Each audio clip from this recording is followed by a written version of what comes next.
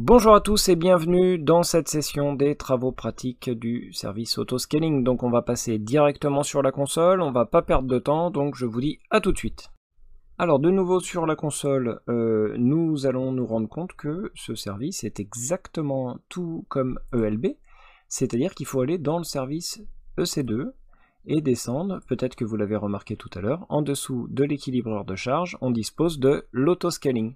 Donc on a vu qu'il fallait créer une configuration de lancement en tout premier avant de créer un groupe autoscaling. Donc on va cliquer sur configuration de lancement et créer une configuration de lancement.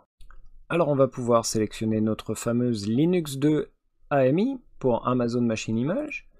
On va pouvoir sélectionner comme d'habitude du T2 micro pendant notre période gratuite. On va créer une CL-Udemy pour configuration de lancement Udemy. On ne va pas sélectionner d'instance spot, vous savez, les instances ponctuelles. On va associer le rôle IAM S3 admin dev pour s'assurer que toutes nos instances qui sont lancées ont bien accès à S3. On va pas activer la supervision détaillée. Par contre, dans les détails avancés, on va rajouter notre petit script magique, vous vous souvenez, qui va rajouter la petite ligne autoscaling group Udemy démo. Alors là, comme ça, on pourra vérifier que ce sont bien des machines. Et ici, on va attribuer une adresse IP publique à chaque instance. Alors, on aurait pu le faire uniquement pour les sous-réseaux et le VPC par défaut. C'est pour les gens qui ne veulent pas s'embêter, qui ont laissé la stratégie par défaut, ils font clic, clic, clic, et comme ça c'est directement. Et d'autres, ne pas attribuer d'adresse IP publique pour ceux qui veulent créer des groupes d'autoscaling, mais dans des sous-réseaux privés, on n'est pas du tout obligé d'avoir d'adresse IP publique. Alors, suivant, ajouter un volume. Bon, comme d'habitude, on va laisser les paramètres par défaut. Ici, on va sélectionner le groupe de sécurité dont on a l'habitude, le GS-DMZ. Ici, le récapitulatif, et on va cliquer sur Créer en reconnaissant que l'on dispose des clés qui seront utilisées pour chacune des configurations. Alors ici, on a vu que la configuration de lancement a été créée avec succès. On va créer un groupe autoscaling directement à l'aide de cette configuration de lancement. Très bien, donc on va nommer le groupe autoscaling Udemy. La configuration de lancement, c'est bien la CL Udemy. La taille du groupe, on sait très bien qu'on respecte les best practices, les bonnes pratiques, et les bonnes pratiques disent on ne démarre jamais une infrastructure avec un SPOF, on n'a pas de single point of failure. On refuse d'avoir un goulot d'étranglement ou un point de panne unique, donc un point de défaillance unique qui pourrait mettre toute l'infrastructure par terre, et on commence par un minimum de 2 instances systématiquement. On va sélectionner notre VPC Udemy, qui n'est pas affiché par son nom, mais c'est bien le 008D54, on le reconnaît. Et on va rajouter en cliquant directement dans la zone blanche les 2 sous-réseaux que l'on a créés hier pour l'occasion. Et dans les détails avancés, on va voir que c'est ici qu'on aurait pu l'associer à l'équilibreur de charge. Alors ce n'est pas le cas puisque si je clique, vous allez voir que en fait je l'ai effacé. Tout simplement puisque hier je vous ai prévenu, voilà, ça pouvait entraîner des frais et que il fallait impérativement supprimer les ressources liées à l'équilibreur de charge pour éviter tout frais supplémentaire. La période, alors c'est minimum 1 minute. Attendez, je vais vérifier, je crois. Blablabla. La valeur par défaut sera 300 secondes. Saisissez 0 pour aucune période de grâce. Et ici, vous pouvez activer la surveillance détaillée avec laquelle les données sont de 1 minute, mais l'état, non, on n'est pas limité en fait, on peut sélectionner 30 secondes si on veut. On va voir, on va tenter. Protection de l'instance, alors, apporter une protection contre la mise à l'échelle, on va pouvoir faire en sorte qu'il y ait des instances qui soient figées. Si la protection contre la mise à l'échelle est configurée, les nouvelles instances lancées seront protégées par défaut contre la mise à l'échelle la fonction d'autoscaling ne sélectionnera pas les instances protégées pour les résilier pendant le processus de mise à l'échelle. C'est-à-dire que, en fait, vous allez sélectionner pour faire un scaling, donc une réduction, les instances qui ont le temps de vie le plus long. Celles qui sont l'uptime, celles qui sont démarrées depuis le plus longtemps. Rôle lié à un service, ici on ne va pas en avoir. Et je crois qu'on a fait le tour. Et à mon avis, on est bien. Je peux clôturer ce message d'erreur et partir directement pour créer un groupe autoscaling. Alors ici, étant donné que j'ai supprimé les sous-réseaux qui ont été créés par défaut par le VPC, forcément il me donne un petit message d'avertissement, mais dont je n'ai que faire. Alors ici, ce que je vais sélectionner, c'est l'autoscaling Udemy, qui sera associé à la configuration de lancement CL Udemy. On va commencer par un groupe, toujours en étant conforme avec les bonnes pratiques AWS, et même les bonnes pratiques en informatique en général, c'est qu'on ne démarre jamais avec une seule instance. On évite, quand on a, que ce soit un environnement de test ou un environnement de prod, on a quand même besoin de s'assurer qu'en cas d'avarie, on puisse toujours au moins diagnostiquer ce qui s'est passé, et donc de toujours avoir une instance de démarrer. Donc le réseau, on va l'associer avec le VPC Udemy, c'est bien le 008 D54, ben, il ne s'affiche pas encore par le nom, mais ça viendra plus tard. Les sous-réseaux, il suffit de cliquer en fait dans la zone blanche pour qu'ils apparaissent, on va associer les deux sous-réseaux qui font partie des deux zones de disponibilité. Dans le détail avancé, on va pouvoir configurer l'équilibreur de charge pour l'associer, mais en fait je ne vais pas le configurer puisque peut-être que comme vous je l'ai supprimé de mon côté, mais en tout cas c'est là que ça se passe, vous comprenez bien l'idée. La période de grâce de vérification de l'état, donc on veut que ce soit toutes les 60 secondes. Et on ne va pas activer de supervision. Protection de l'instance, alors c'est... Il y a des règles, comme je vous l'ai dit, en fait quand on a une augmentation, on n'a pas de problème de choix, on provisionne une nouvelle instance, puis on atteint le nouveau seuil, et puis on reprovisionne, puis le nouveau seuil est atteint, puis on reprovisionne, et ainsi de suite. Par contre, quand on est dans le scaling, quand on réduit l'échelle, et qu'on doit supprimer des instances, là on fait attention, on met des conditions. Si on met une protection de l'instance, ça veut dire que les instances provisionnées seront protégées et qu'elles ne seront pas déprovisionnées en premier. Ensuite, un rôle lié à un service, non. Le rôle par défaut n'existe pas et il sera créé automatiquement en votre nom. Donc c'est parfait. Donc c'est le service rôle for autoscaling. Et on va cliquer sur suivant. Alors ici les stratégies, oui, très important les stratégies, on ne va pas conserver uniquement la taille initiale de ce groupe, on va aussi définir un nombre maximum d'instances en passant de 2 au démarrage à 4 maximum. Le nom on va le laisser par défaut, la valeur cible, alors si on veut choisir une métrique pour le déclenchement de l'autoscaling, on a plusieurs, on en a 4. On a la demande de l'équilibreur de charge. Alors la demande, c'est simplement l'équilibreur de charge reçoit 20 demandes par seconde. Et imaginons, il passe à 20, puis 200, puis 2000. On peut définir qu'il y a un seuil en disant, là, si j'ai trop de requêtes à ce moment-là, provisionne, ce qui pourra avoir du sens, puisque le problème, c'est qu'on ne va pas savoir forcément si on provisionne suffisamment, si on passe de 2000 à 2 millions, c'est pas tout à fait la même chose. Donc il est plus intéressant d'avoir une variable qui est l'utilisation moyenne de l'unité centrale. Donc quand toutes les unités centrales se retrouvent à, on va dire, 80%, on pourrait dire 90, 95, mais plus on met haut, moins on aura de temps pour réagir. Donc 80%, c'est pas mal. Et on va dire que au bout de 60 secondes, bah voilà, quand une instance monte progressivement à 80%, on ne sait pas combien de temps elle va tenir, donc il faut se dépêcher, donc 1 minute c'est bien, et on va directement cliquer sur suivant.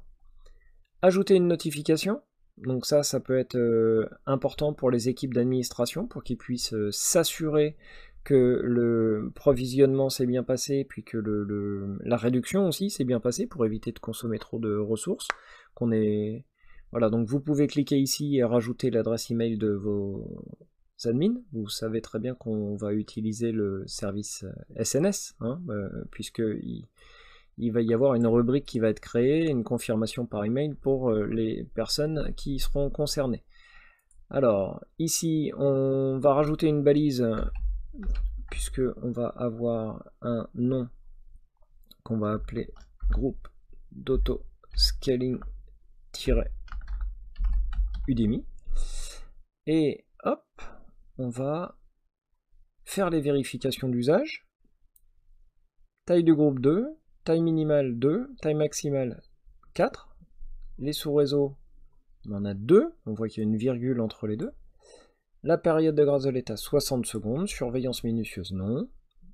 Et la notification, on n'est pas mis, et la stratégie est de 60 secondes. On va donc créer le groupe autoscaling. Et ce qu'on va pouvoir constater, c'est qu'ici, on a un échec. Alors, pourquoi on a un échec? On va pouvoir regarder et on va voir masquer le journal de création ou création des stratégies de dimensionnement, retenter les tâches en échec. Voilà. C'est de la merde. En réalité, on va devoir donner un groupe qu'on va appeler Autoscaling Udemy. La configuration de lancement sera bien la configuration de lancement Udemy.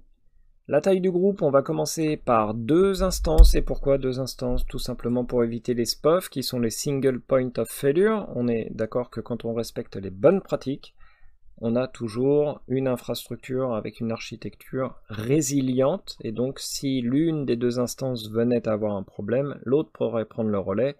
Et directement, l'autoscaling pourrait se dire « Ah, ma taille de groupe doit commencer par 2, je n'ai qu'une instance, ça n'est pas normal. » À ce moment-là, je corrige en reprovisionnant une instance. On va le tester directement. Alors ici, on va passer par le VPC Udemy. Alors, c'est pas marqué, mais c'est bien mon 008D54.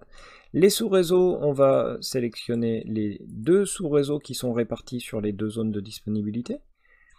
Et ici, dans le détail avancé, on va directement associer avec l'équilibreur de charge. Non. En fait, j'ai tout supprimé.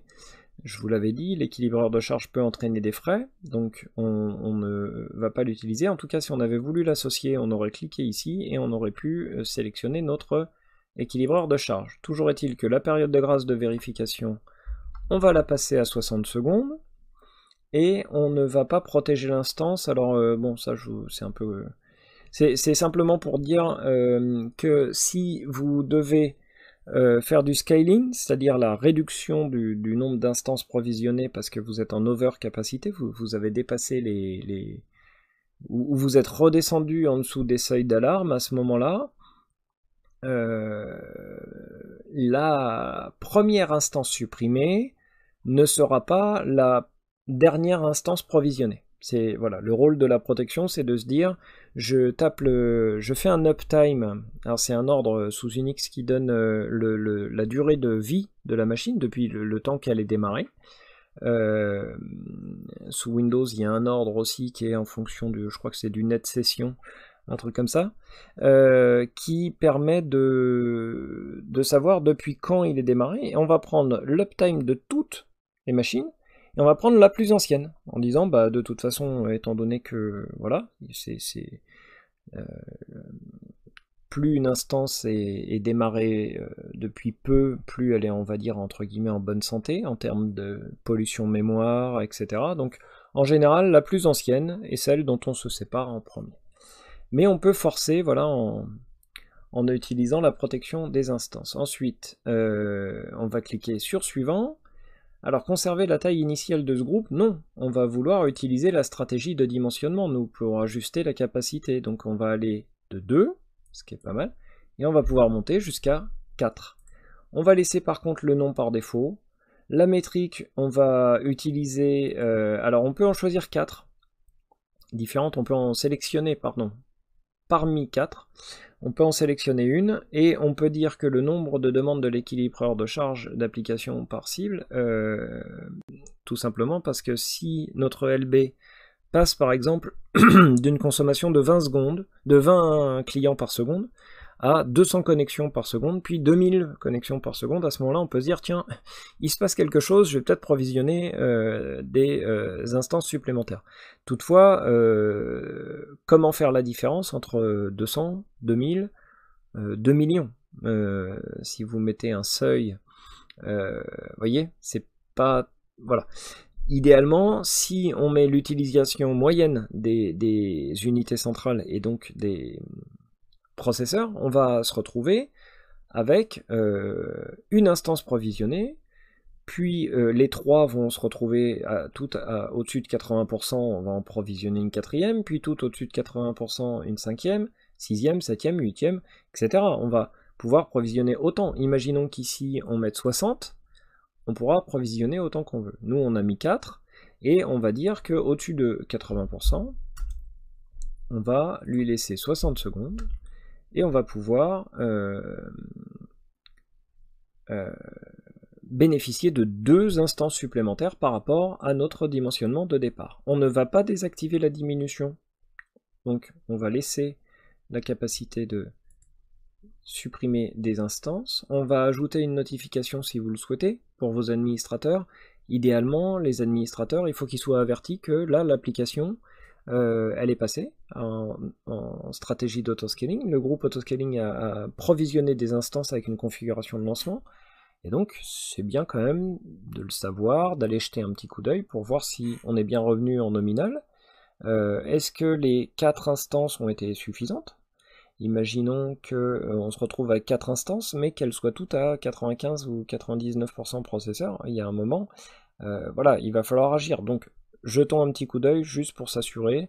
Donc on notifie nos admins en leur disant, voilà, on a passé une application en pré-test ou alors en production, on voudrait juste vérifier. Donc on vous met une notification, si des instances sont provisionnées, jetez un petit coup d'œil et dites-nous ce qu'il en est, faites-nous un petit rapport. Ensuite, on va pouvoir créer un groupe autoscaling. On va pas mettre de balise, mais on sait très bien qu'on peut. On va cliquer sur configuration, et alors normalement, lorsqu'on crée le groupe autoscaling, soit on a fait beaucoup de modifications, et là il doit avoir beaucoup de choses à faire, il peut nous faire une petite erreur, mais rien de grave en général. Et quand on crée, voilà, bon bah là ça s'est bien passé, mais si on fait trop de modifications, parfois il peut dire que la 2e, la 3e ou la 4e, il n'a pas réussi, donc il suffit de cliquer sur réessayer, en général ça passe. Alors ce qui se passe quand on a créé un groupe autoscaling avec succès, c'est que on va avoir directement les ressources qui vont être en cours de provisionnement. Donc si on ferme et qu'on va voir instance souhaitée 2, minimum 2, maximum 4, on est bien. Et si on va dans les instances, on devrait avoir 2 instances en cours de provisionnement. Et en effet, ça a été très rapide. On retrouve avec 2 instances qui fonctionnent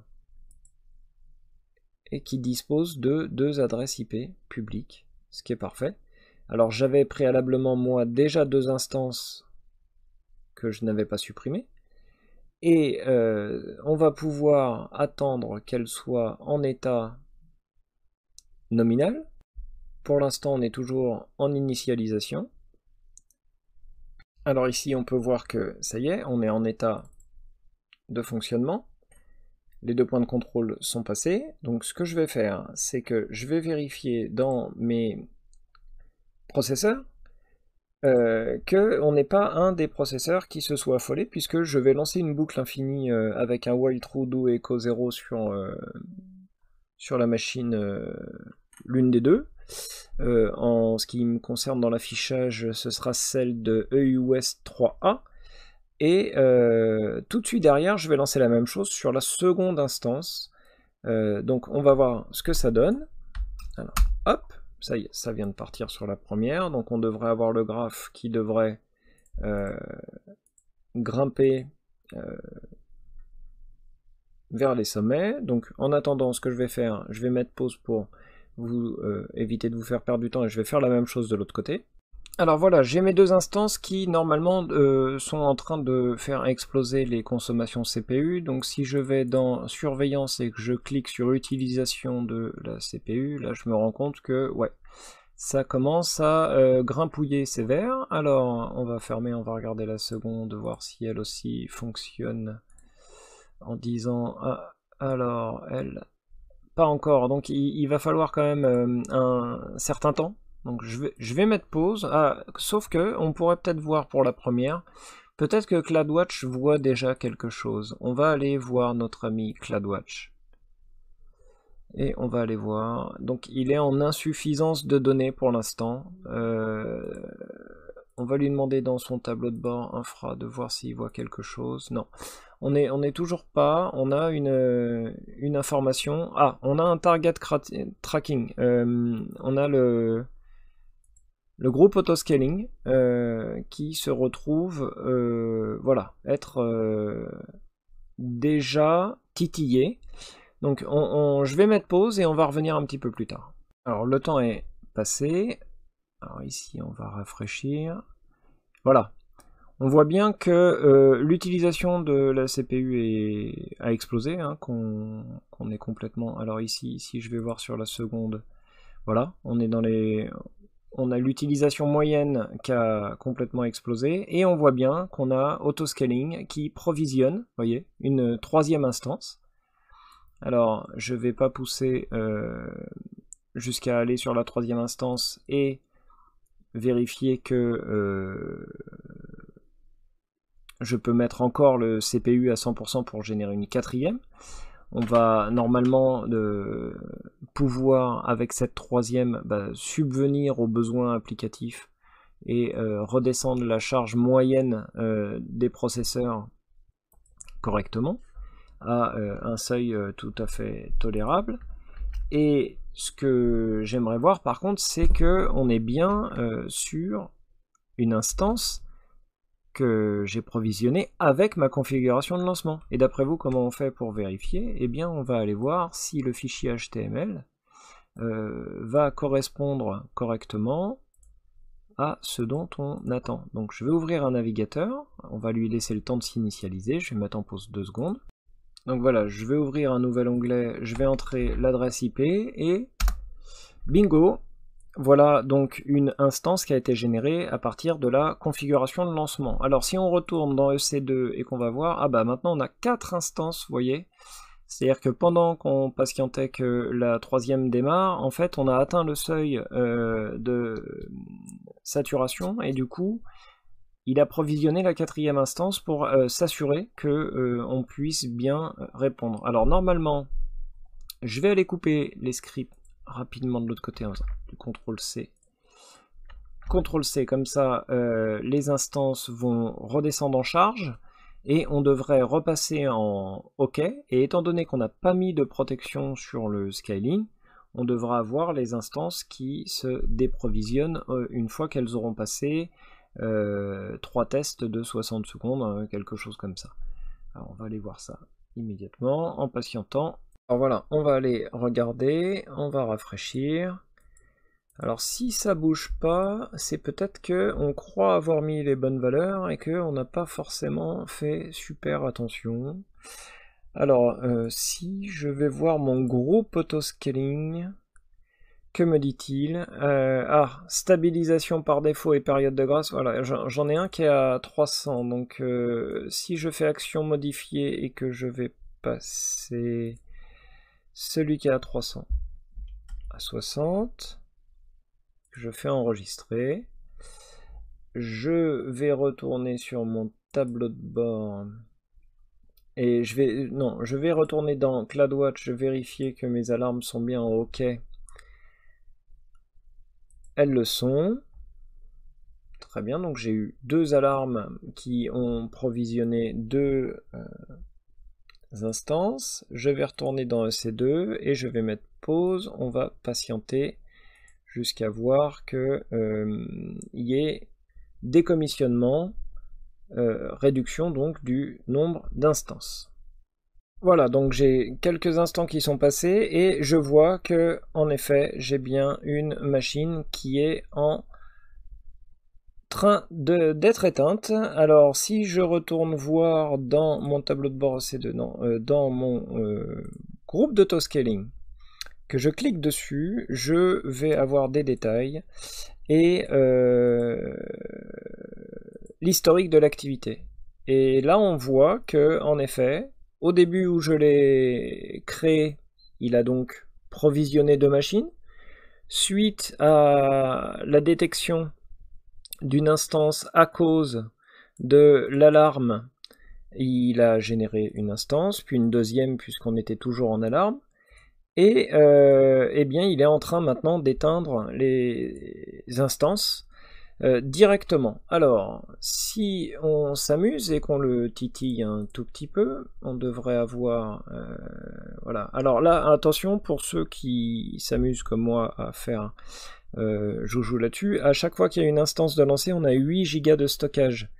8 fois n. Et on a vu que le stockage était limité à 30 Go. Donc normalement, au-dessus de 3 instances, on devrait être facturé de, alors quelques centimes évidemment, mais voilà, on risque d'avoir des frais. Et alors surtout, c'est qu'il faudra aller voir le stockage directement pour voir dans les volumes le nombre de stockage existants. Donc ici, on voit bien que j'ai 4 instances.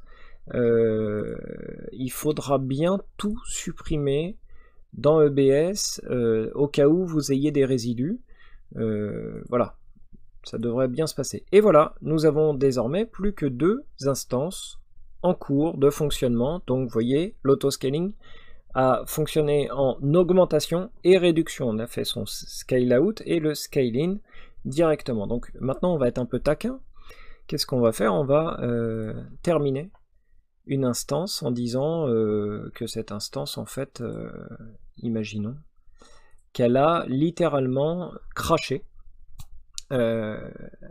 On a quelqu'un qui a fait une bêtise ou un logiciel qui a fait une bêtise ou le système qui voilà, n'a pas supporté une mise à jour, quelle que soit la raison. Et on va patienter quelques secondes et on va aller voir du côté de notre groupe d'autoscaling.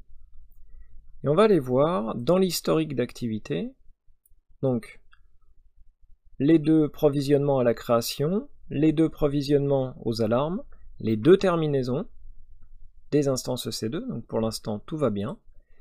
On rafraîchit, stratégie, dimensionnement, instance. Donc on voit bien que pour l'instant on a une seule instance en service, donc là du côté de CloudWatch, on devrait quand même avoir au bout d'un certain temps une alarme. Voilà, encore l'autoscaling Udemy qui vient donc de passer en alarme. Alors lui tout simplement parce que il a perdu une instance et qu'il est incapable de fournir le service demandé, mais surtout le seuil minimum de 2 instances. Donc si on retourne dans notre groupe autoscaling et qu'on retourne dans notre historique d'activité, voilà, on a un lancement suite à une instance a été démarrée en réponse à une différence entre la quantité désirée et la capacité actuelle, à savoir la capacité doit passer de 1 à 2. Donc vous voyez que sans avoir forcément énormément de connaissances, vous voyez, quand on a un petit peu les rudiments en informatique de ce qu'est un système et comment ça se configure, avec le cloud AWS, on peut réussir à faire des infrastructures, et là je me retrouve en situation nominale. et on imagine que si j'avais 2000 clients qui se connectent, le CPU remonterait et voilà, se provisionnerait automatiquement. Voilà, on arrive au terme de cette séance de travaux pratiques un peu longue mais fort agréable, je l'espère. Et on va passer, pour ceux qui ont le temps, directement à la session suivante, et puis ceux qui n'ont pas le temps, je vous dis à très bientôt.